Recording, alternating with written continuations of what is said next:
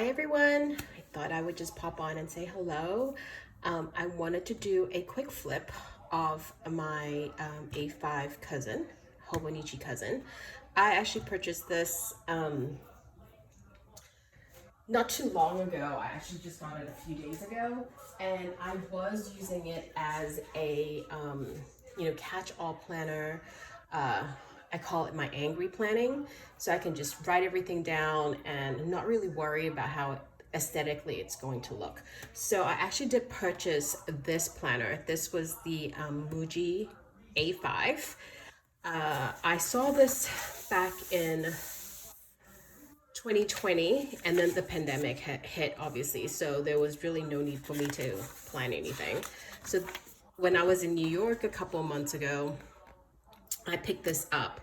So it is a relatively inexpensive planner. It is only like $12 or $13 and has your monthly, and then it kind of breaks into your weeklies. And your weeklies are very, very similar to the Hobonichi A5 Cousin because it is vertical, and then you do have these blank boxes on the bottom. So it's very similar layout. So I purchased this, and I just wanted to kind of see if this layout would work for me, because I realized that I am very much a structured planner. So my day to day, between Monday to Friday, I spend most of my time working, like most people. And a lot of us who are now working remotely, we actually spend a lot of our time, you know, in meetings in front of Zoom or Teams, whatnot. So there's a lot of block out timing. So when I start seeing things like this, where it has like 8 o'clock start to eight or 9 o'clock finished, I automatically zero in like, well, my day starts at 6 or 5 in the morning because I work East Coast time and I'm in California. Then what do I do with these numbers?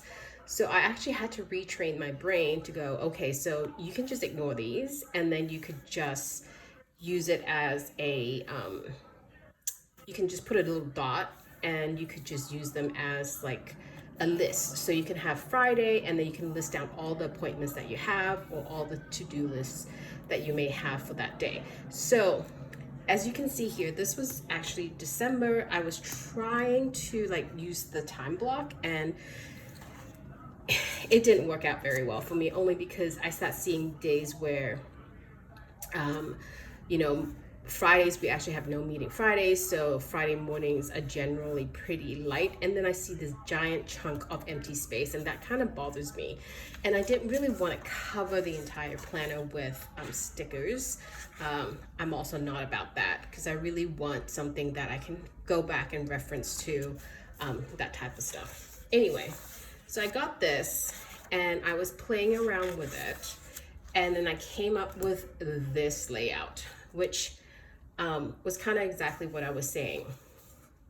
You know, I had some time here, so I used it as block out times, and then I used this bottom bit as like a to-do list or a checklist. So because this is a relatively inexpensive planner, I was able to kind of map everything out and see how I actually wanted to log what I wanted to write down. So I kind of also wrote down like my food log here, which really, it's not something that I generally would log, but I just thought this was actually pretty cool. So, but here's my dilemma. Number one, I never thought I would be in an A5 notebook, so I will say that. And number two is that I really do not enjoy the Muji planner paper. This is very smooth. It's a very nice quality paper. I just really miss the Tomoe River paper. I'm one of those few people. See, I even went out and decoed with the Coffee Monster Co. Freebie calendar. So anyway, I decided I'm gonna put this on hold, and I really wanted the Hobonichi A5 Cousin, and I went on Amazon and I purchased it. And my first one was supposed to arrive on Friday. When I say the first one, it's because I actually, by mistake and by sheer excitement, I actually clicked on the spring 2021. So when it arrived on Friday, it only had like 2 months left because it ended in like March 2022.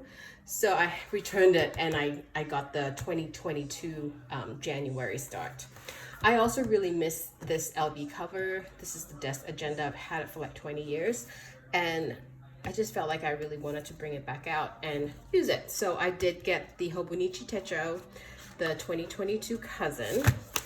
This is a notebook. I believe I got it during Hobonichi, when Hobonichi released all this stuff, I think around September, because I really, again, love this paper and it's always good to have like extra note pages.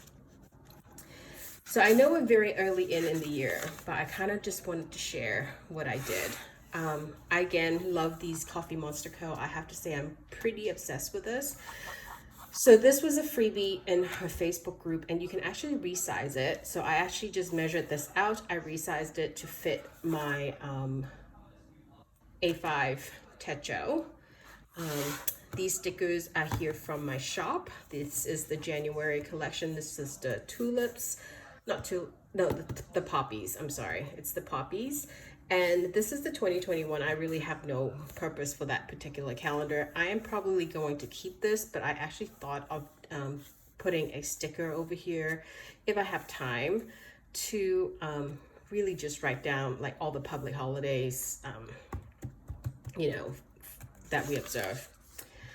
So this is this Perpetual Calendar, and I've seen a lot of people use this. And I will preface this that I actually started using Hobonichi back in 2017, and I purchased the spring version that was the April start off the A5, because back then I was actually in the A5 and nobody really was using the Hobonichi, and I somehow was so tired of printing and cutting my own inserts that I decided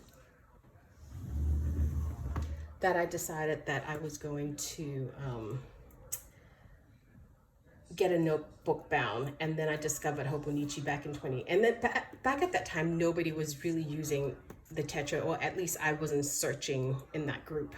So I was using that, and then the following year in 2019 I bought the Techo, and then the weeks became super popular. Anyway, so I, out of sheer excitement and exhaustion, last night I decided to do my trackers. So I use this as a tracker, so you can put it, whatever you're tracking that way. And I mistakenly thought this was January, and it wasn't. It was July, or it is July. So I went back and did January. And this is the thing that I don't like about notebook trackers, notebooks, is because once you kind of filled it out, you kind of can't get rid of it. So that's an error, but that's totally fine. I'll probably just have to follow that, or I can white out later. I'll think about it. I still have like 4 months to think about it. Anyway, so this is what it looks like. This is what I plan on using. I'm planning on using this as a tracker. And this is the monthly. So this is December. I haven't done much to this page yet. I was thinking of using some of the Christmas stickers that I have in the shop, as well as some of this Christmas transfer stickers. So again, this is a planner I plan on really just scribbling down, writing things down, try to keep it as neat as possible, but it's really not to be super neat. It's really just something for me to write everything down, and it's not going to go anywhere with me. It's just going to stay at home. So this is January. I have some leftover transfer stickers that I put here. I put a Vegemite sticker here that I actually made myself. That is Australia Day, so I just use that to mark that. I've put some pre-planning here on the monthly. That's how I plan on using this monthly. And then I go into my weeklies. So I am a weekly girl. Like I said, this is very, very similar to the Muji planner. So you can see the similarity between the two. Again, I just love this paper so much more. So this started on December 27th. So I kind of use this just as a template, let me just see how functionally I could actually use this. Like I said, I actually work New York hours, so East Coast hours. So this actually starts at 5, which is perfect because I get up around 4. My day really starts at 5, and it probably runs till about 2 or 3 o'clock. So that is the perfect time block for me if I were to have any meetings. And then the other half of the day, which is basically I'm not working, so there's really no need for me to do time blocks unless I am, going out to dinner, which is not happening right now. I just divided the weeks and I split it into like to-dos or whatever. So on the weekends, because I am not working, what I decide to do on the weekend is to do like a home and then my shop stuff or running to-do lists that weekend that I need to get accomplished. So I played with this last night and I really love this. So I kind of did a block out from 6 till about 3 o'clock in the afternoon. That is basically the time that I was actually working. And when you work from home, your hours are so much longer. So this is just to make a mental note that I do need to clock out at 3 or clock out at 4 o'clock. Because otherwise I'll be spending 12 hours in front of my computer and my contacts get dry and all that sort of fun stuff kind of happens. So this site toolbar, things that's happening this week, and then I've split this column into half, so as in like things to do, so like a running to-do list, my appointments during Monday to Friday, and then on Saturdays I kind of just do whatever I want. So I have the shop stuff, which is down the bottom, and this is usually my home stuff. So again, this is pretty much a pre-plan only because there is a daily page on this in the A5 Techo. So what I want to do is I would write down all my appointments, and then again, I use the Pilot Friction. It is a erasable pen, and the reason I do that is because this is actually the first week back to work, and a lot of these meetings were kind of shuffled from like Monday. It got moved to the bulk, which was Thursday. We came back to work on Tuesday, and then a lot of the meetings were kind of moved around. So I wanted to be able to even if I were to pre-plan and write down the week ahead, I want to be able to erase it should any of my plans change. So that's what I'm doing with that. So that's the weekly. Here is this week.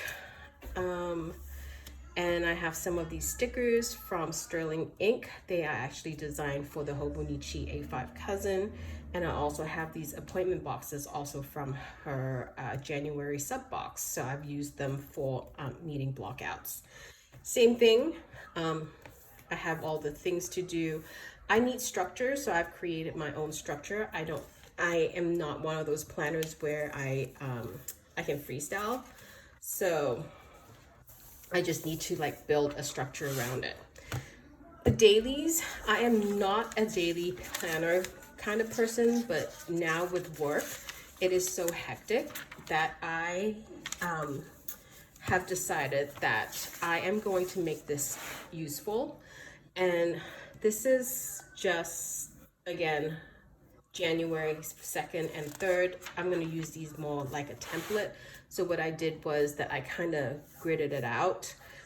So I have like my to-do list here. I could easily track meals or my workouts or gratitudes, whatever you want to do here. I'm not a big meal tracker, so maybe I'm not going to track my meals.